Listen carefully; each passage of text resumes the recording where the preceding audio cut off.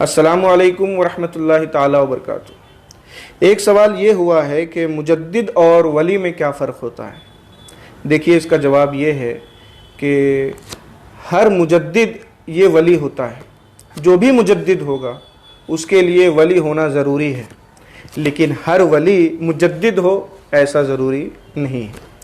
जैसे इसकी मिसाल ये समझिए कि जो भी रसूल है वो नबी ज़रूर होगा, और जो नबी है उसके लिए ये ज़रूरी नहीं कि वो रसूल भी हो।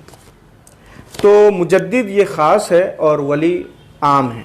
हर मुजद्दिद वली होगा, लेकिन वली के लिए, हर वली के लिए ज़रूरी नहीं कि वो मुजद्दिद हो।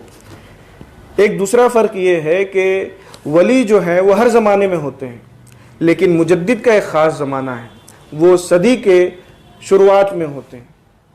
एक और फ़र्क ये भी है कि तीसरा फ़र्क कि वली के लिए ये ज़रूरी नहीं है कि वो मुतबहिर आलिम दीन हो, लेकिन मुजद्दिद वो मुतबहिर आलिम दीन होता है और अपने हम असर उलमा, अपने मुआसिर उलमा पर उसका इल्म और मर्तबा बुलंद होता है। तो ये तीन बुनियादी फ़र्क है। इंशाअल्लाह मैं समझता हूँ कि ये आपको याद रहेगा। अस्सलामु अलैकुम वरहमतुल्लाहि ताला वबरकातुहू।